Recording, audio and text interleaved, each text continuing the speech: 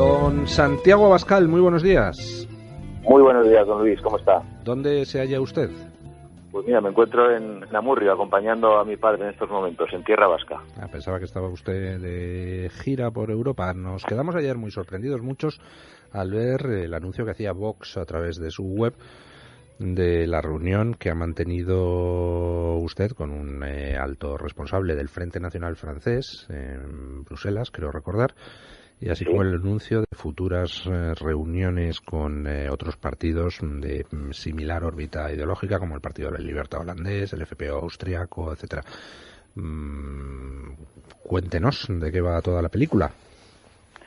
Bueno, pues en realidad es una decisión estratégica que no pone en ningún caso en tela de juicio ni nuestros principios, ni nuestros programas, ni el manifiesto fundacional de Vox, que ha tomado el Comité Ejecutivo Nacional de Vox y que además ha sido también de alguna manera respaldada por los afiliados que fueron consultados muy recientemente sobre esta cuestión y que de una manera muy mayoritaria apostaban por entablar contactos con este tipo de partidos que están fundamentalmente defendiendo la soberanía nacional de sus países y el control migratorio. Y un 74% de los afiliados de Vox creía que era necesario el inicio de estos contactos internacionales, con lo cual no hemos hecho algo a la ligera y no hemos hecho sobre todo nada que ponga en cuestión nuestros principios.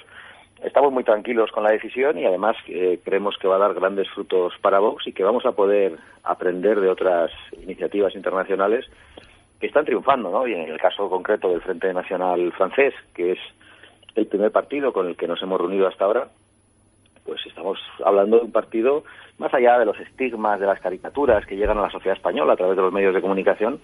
Estamos hablando de un partido que es el primer partido de Francia. En las dos últimas elecciones ha sido el primer partido con más de un 30% de los votos y además, si tenemos en cuenta que Sarkozy está tratando de copiarles el discurso, pues puede haber otro 15% más de franceses que están en esas posiciones en estos momentos. Que además, de verdad, yo creo que son posiciones sensatas, que pretenden dar seguridad a los franceses, que pretenden defender su libertad y yo creo que los españoles también merecemos eso.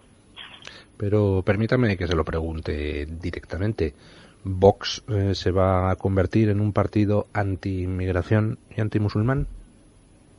Yo creo que Vox nunca ha sido eso y de verdad creo que el Frente Nacional tampoco es eso. En el Frente Nacional hay personas que han emigrado a Francia, que han respetado las leyes, que son de otro color, igual que en Vox. Nosotros lo que queremos es que las leyes sean respetadas y hacemos una apuesta por la identidad nacional, incluso la identidad europea, frente al multiculturalismo, y ahí hay una coincidencia con todos esos partidos, más allá de que luego no coincidamos en otras cosas, que para sus países unos tengan políticas más proteccionistas, más socialistas, pero sí hay una coincidencia en ese terreno, en el control migratorio, y una coincidencia también en la reacción ante el establishment progre, ante el mundialismo que está destruyendo las clases medias en todo el mundo. Yo creo que estamos viendo una ola gigantesca que se ha iniciado hace un tiempo y que probablemente su mayor expresión, el gran tsunami, ha sido la victoria de Donald Trump en Estados Unidos, que de alguna manera viene a expresar el gran hartazgo y el sentir de muchísima gente, que ya no traga con lo políticamente correcto y gente además a la que no se le consigue asustar con los estigmas, con las etiquetas, ni con la demonización de sus candidatos. Y en ese sentido, pues nosotros pues compartimos el análisis. Y es verdad que no estaremos de acuerdo en todo, ¿no? Pero, por ejemplo, la gente dice, la posición del Frente Nacional respecto a la inmigración, pues yo me he molestado en leerla.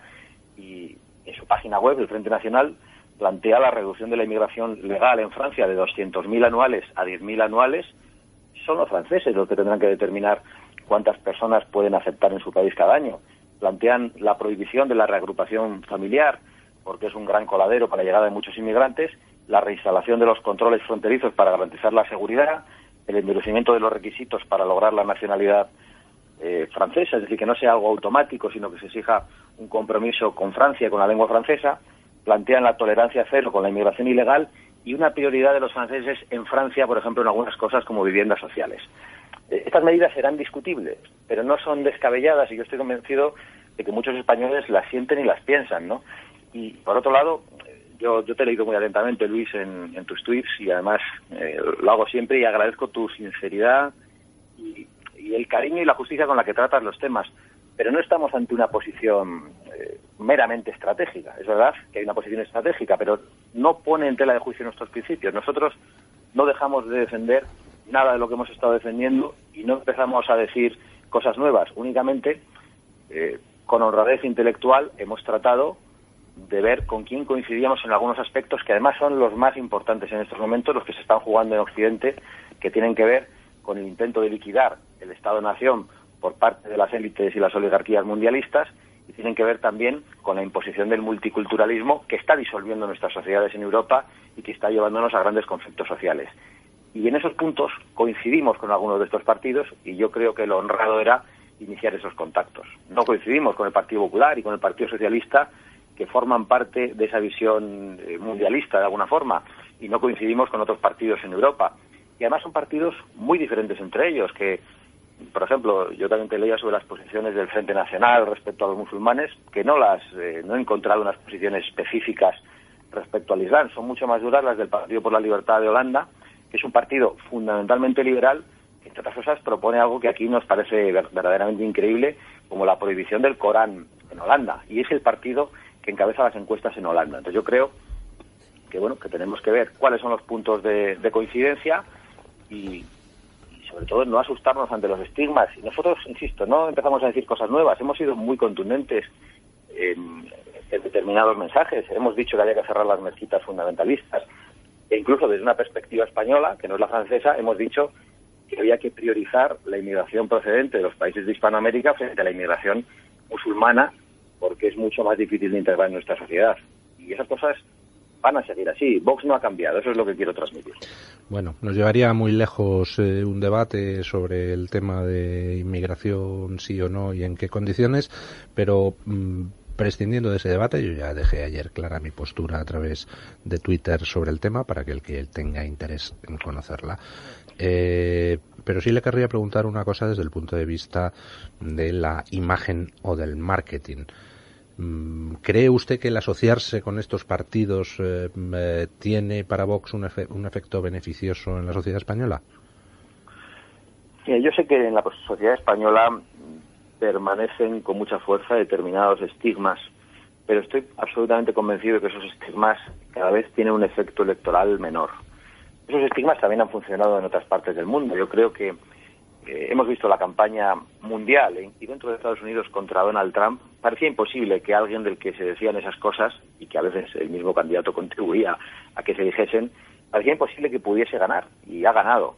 Parecía imposible que el acuerdo de paz en Colombia, de paz o de rendición, mejor dicho, pudiera ser tumbado, y lo tumbó la sociedad colombiana. Parecía imposible que el Brexit se produjese, y se produjo. Entonces, yo estoy cada vez más convencido de que una parte muy importante de la sociedad, que se informa por medios alternativos, por las redes sociales, ya no se deja llevar por las etiquetas y por los estigmas que la dictadura de lo políticamente correcto trata de lanzar a todos aquellos que tratamos de eludir su presión y su garra.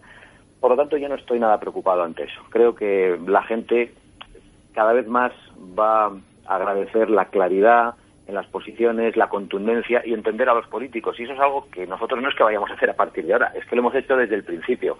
Y lo hemos hecho sin miedo y vamos a seguir haciéndolo así, Luis. Sabemos todo lo que se nos ha dicho. A nosotros ya nos han estado etiquetando y llamándonos extrema derecha, ultraderecha. Pero claro, en un país donde a Felipe González se le llama fascista, pues ¿qué nos van a decir a nosotros que nos salimos de todo lo políticamente correcto? Evidentemente no nos identificamos con esas etiquetas, ni mucho menos, pero no nos vamos a molestar en defendernos permanentemente, sino que nos vamos a molestar en defender nuestros principios, que son los de muchísima gente que hoy se siente políticamente sin representación. Bueno, pues muchas gracias por atendernos, don Santiago Abascal, y seguiremos. Pues la gratitud es mía, don atentamente, Luis, una vez más, por darnos la oportunidad de explicarnos. Seguiremos atentamente la evolución